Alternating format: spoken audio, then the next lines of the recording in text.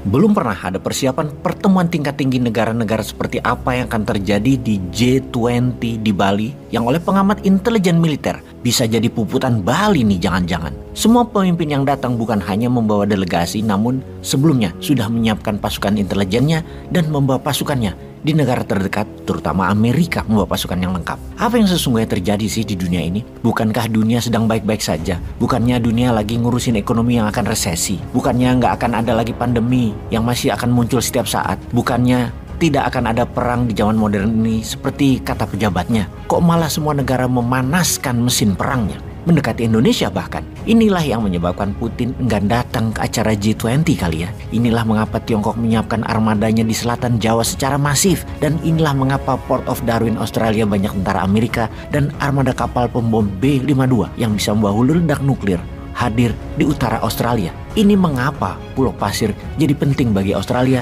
karena armada lautnya bisa ngumpet terdekat dengan Bali dari sana. Amerika terutama Biden juga enggan sebenarnya datang kalau ada Putin. Juga kalau pada tanggal 8 November 2022 nanti hasil midterm election Partai Demokrat jeblok, maka tanggal 15-16 November 2022 di acara G20, di acara G20 belum tentu Biden datang. Biden bisa hilang selera dia. Kecuali acara G20 itu sebelum acara midterm election bisa nilai positif buat Biden. Kalaupun datang ternyata Amerika bagaikan bersiap perang di Bali armadanya. Full battle army. Tiongkok tidak mau kalah untuk melindungi pemimpin tertinggi mereka.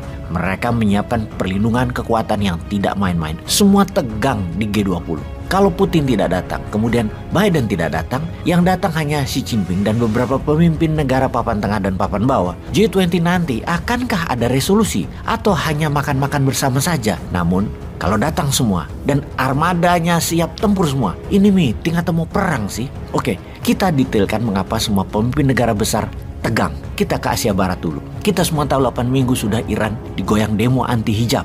Di awalnya anti-hijab namun sekarang menjadi political crisis di sana. Tekanan agama terlalu keras, dibatasi, dan banyak aturan agaknya membuat sebagian masyarakat Iran muak, terutama para pelajar. Para pemimpin agama banyak yang diserang anak muda dan di mana-mana di Iran saat ini terjadi demo. Untuk menangani demo yang meluas dan membahayakan sebuah rezim, banyak strategi bernegara. Salah satunya adalah declare war atau menyatakan perang agar fokus rakyat terbagi. Iran kali ini melakukan hal yang sama. Pengumuman dan pidato keras Ayatollah Ali Khamenei dalam pidato resminya kemarin akan membuat gejolak baru di Asia Barat di dalam menantang hegemoni sekutu terutama Amerika. Kata-kata kami akan balas Amerika terus diulang-ulang kalimat tersebut. Apa yang mau dibalas? Meninggalnya pemimpin Garda Revolusi Iran Qasem Soleimani yang diroket pakai drone oleh Amerika yang dikirim melalui Saudi Arabia membuat Iran memendam amarah pada Saudi dan Amerika. Hal ini diungkap kembali oleh petinggi revolusi Iran dan pemimpin spiritual Iran Ayatollah Ali Khamenei akan membalas Amerika dan akan membalas Saudi. Karena selain membalas dendam Soleimani, demo 8 minggu berjalan itu disponsori Amerika dan Muhammad bin Salman Saudi itu tuduhan Iran. Dijawab oleh Biden, kami akan bebaskan Iran. Dan ini merupakan pernyataan persis seperti sewaktu Amerika melakukan pembebasan atas sandera di kedutaan Amerika di Iran di tahun 1981.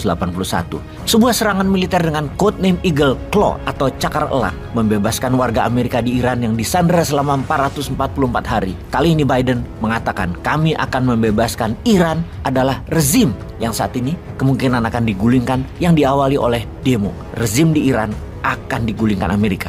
Sekedar mengingat, world orders selalu menggunakan kata-kata kami akan membebaskan karena sang pembebas itu sesungguhnya the real penjajah. Iran bukan hanya menantang Saudi dan Amerika ternyata, bahkan Israel pun akan diserangnya. Inilah mengapa mendadak Saudi dan Israel mengadakan pertemuan tingkat tinggi berkali-kali dalam 2 bulan ini. Israel dan Saudi loh, menarik kan ya? Oke, kita detailkan Iran setelah kita menengok sisi lain dunia yang tidak baik-baik saja. Kita ke semenanjung Korea. Dalam sebulan terakhir belum pernah Korea Utara meluncurkan uji coba rudal balistik sebanyak kali ini dengan mengarahkan sasaran ke perairan Korea Selatan dan Jepang. Terbanyak, biasanya 1 bulan 1 dan paling banyak 5. Dalam sebulan ini, lebih dari 80 kali diluncurkan di berbagai arah. Utara, timur hingga selatan. Yang tidak dilakukan Korea Utara adalah menembaknya ke arah Tiongkok dan Rusia. Yang membuat Amerika World Order perang adalah lebih dari 100 misil dikirim Korea Utara ke Rusia. Rupanya Korea Utara sudah jadi manufaktur senjata negara-negara anti-hegemoni Amerika. Kemudian kita semua tahu gerakan tentara Tiongkok latihan perang di sekitar Taiwan juga eskalasinya meningkat, jumlahnya meningkat. Tidak heran, 1 skuadron B-1 dikirimkan ke semenanjung Korea dan 3 skuadron pesawat pembom B-52 dengan segala macam armada pengiringnya mulai juga menyiapkan pangkalan di Australia dengan codename latihan gabungan. Tetapi mengapa membawa pesawat pembom yang bisa angkut hulu ledak nuklir?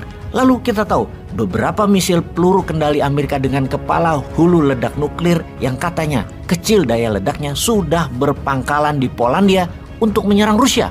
Ada apa sih ini semua? Ini bukan pesimis informasi, ini bukan negatif informasinya, ini bukan memframing informasinya bahwa dunia sedang mengarah ke pergerakan perang militer. Namun ini semua fakta, ada beritanya di berita mainstream dan ada datanya. Yang terakhir kita kembali ke G20. Karena rawannya keadaan dunia terutama konflik militer, maka tidak heran acara G20 menjadi di ujung tanduk. Acara yang tidak murah biayanya bisa terancam tidak berpengaruh apa-apa di tatanan global. Acara yang seharusnya bisa membuat Indonesia ke posisi terpenting di dunia bisa malah hasilnya terbalik. Jadi ajang perang kurus setra.